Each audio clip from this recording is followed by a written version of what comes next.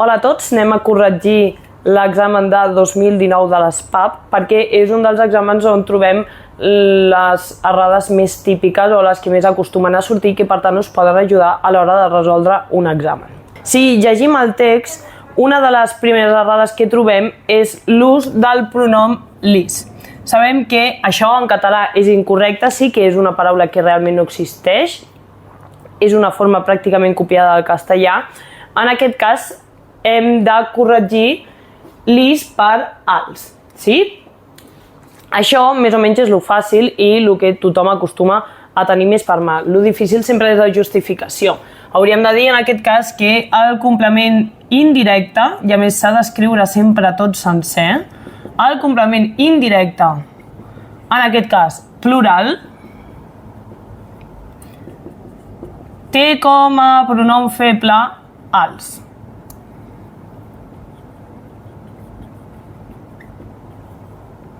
Una de les meves recomanacions és sobretot que a l'hora de corregir penseu el que està malament i el que està bé i tracteu de comparar-ho.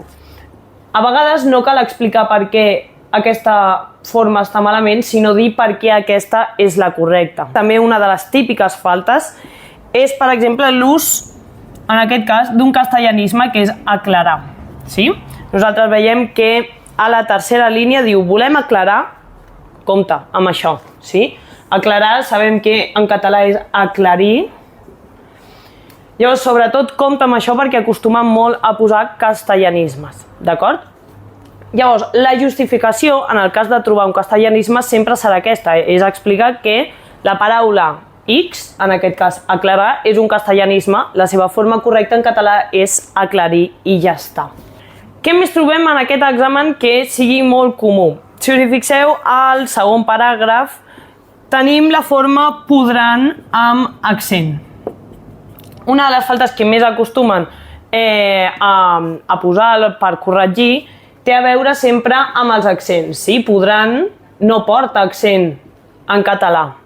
Llavors, a la justificació sempre haureu de col·locar la norma ortogràfica que li correspon. En aquest cas sabem que és una paraula aguda, acaba en an i per tant no ha de portar accent. Llavors, si us hi fixeu, una de les coses més importants és que tot allò que té a veure amb el text o tot allò que jo estic escrivint que hauria d'anar al text, sempre ho poso entre cometes. Això ho he posat entre cometes, aclarir també, aclarar també, tot i que estigui malament, el pronom també. Sempre tot això ho he d'intentar posar entre cometes perquè tot això resta punts si no ho poseu.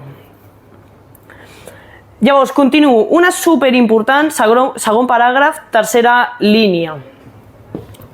Veiem que surt la forma ian. Ian sempre és incorrecte. Hi ha gent que ho utilitza, però que s'utilitzi no vol dir que estigui bé, vol dir que simplement la gent ho diu malament. En català sempre és ia. Justificació. Bàsicament heu de recordar que el verb haver-hi, que això és superimportant també per a l'hora d'escriure a la redacció, el verb haver-hi és un verb impersonal. Podeu posar això o podeu posar també que el verb haver és un verb impersonal i no admet la forma en plural. Però ja està, amb això ja us serviria, d'acord? Continuem. Què més és molt comú? Si us hi fixeu, en aquesta mateixa línia on hem trobat ian, apareix un tenen què. Això us hauria de sobtar segur. Tenen què, sabem que té una forma en català que és han de.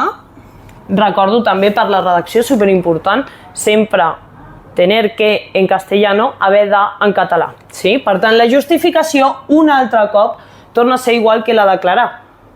Tenir que és una còpia del castellà, és un castellanisme. Llavors, a la línia de sota justament veiem que surt de l'edifici. I nosaltres hem après les normes ortogràfiques i sabem que això s'ha d'apostrofar i que és de l'edifici. Llavors, què hem de dir a la justificació? Important que l'article masculí, que està aquí amagat, l'article masculí sempre s'ha d'apostrofar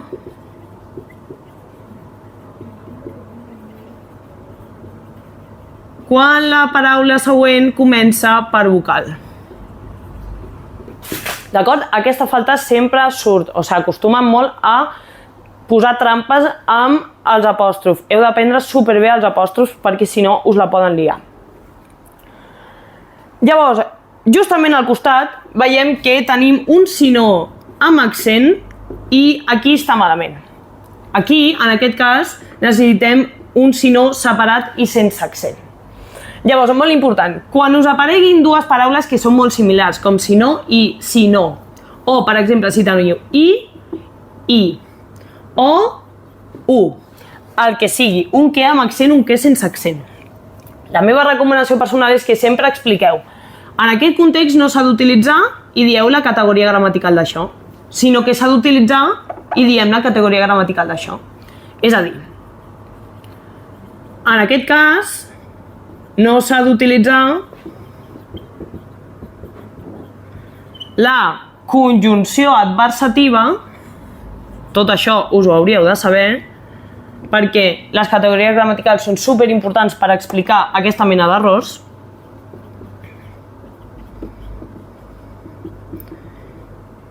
Sinó que s'ha d'utilitzar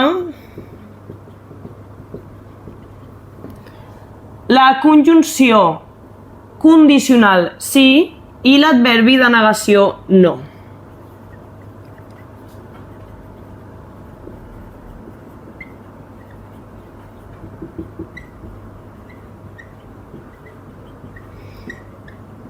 Com veieu, aquí ja és una explicació una mica més llarga, ¿vale? Però sempre que tingueu dues paraules que s'assemblen molt i que el que canvia realment és un accent o una H o coses molt similars, al final el fàcil sempre és explicar què és aquesta i dir, escolta, no s'han de confondre, són formes molt similars, són homòfones però no són homògrafes, d'acord?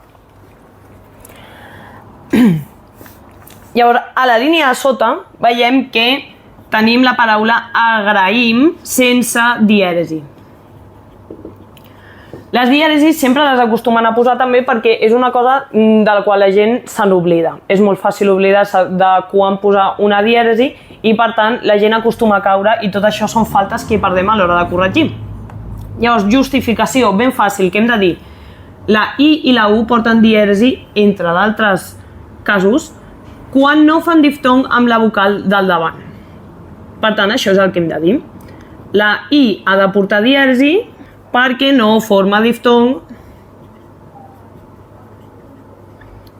amb la vocal del davant.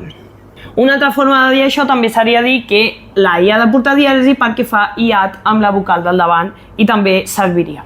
Si veieu, tot el que hem fet és bastant fàcil, queden només dos errors, realment no és un text molt difícil. Llavors, si anem cap al final, cap a l'última línia, veiem que tenim molèsties sense accent, que a més l'ha de portar obert. Llavors, molt important, he dit, heu de saber les normes d'accentuació. En un mateix text tenim dues faltes que tenen a veure amb l'accentuació. Sí? En aquest cas hem de dir que les paraules esdrúixoles sempre, en recordeu-vos, han de portar accent.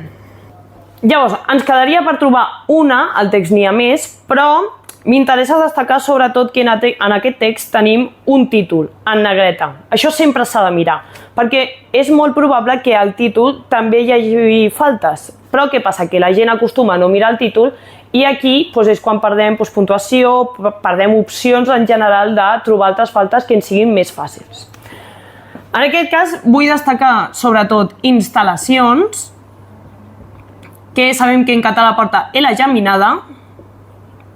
I per què m'interessa això, sobretot? Perquè hi ha vegades, i aquest és un exemple, en què una falta no té una norma ortogràfica al darrere que digui escolta, això s'escriu així perquè tal. En aquest cas, la paraula instal·lacions ha de portar L geminada perquè en català s'escriu així. No podem fer-hi res. Per tant, vull també dir-vos que heu de saber que a vegades no hi ha una norma al darrere, sinó que simplement la paraula és així.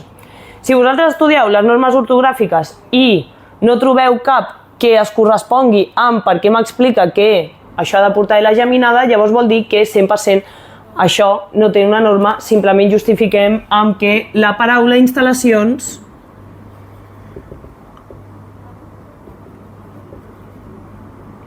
s'escriu amb L geminada i ja està.